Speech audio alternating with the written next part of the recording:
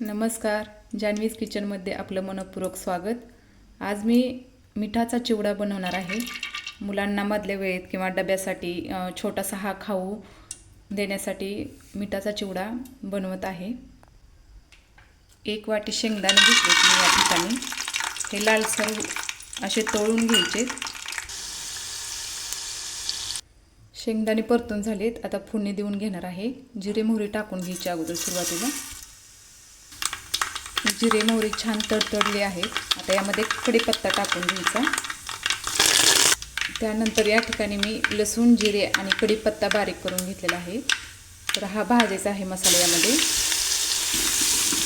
कढीपत्ता, लसूण, जिरे जेवढं तुम्ही जास्त घ्याल तेवढं छान वास येतो चिवड्याला।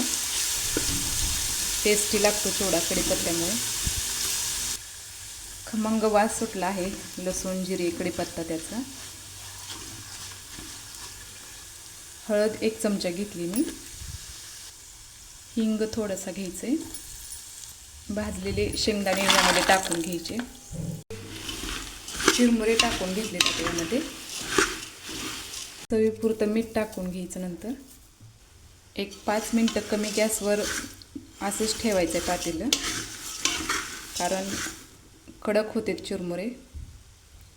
चिवडा एकदम कुरकुरीत लागतो नंतर चवीला।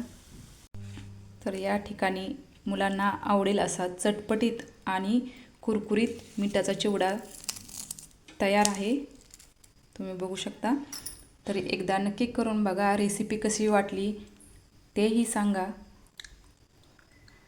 आणि लाईक, शेअर, कमेंट आणि सबस्क्राईब करा। थँक्यू।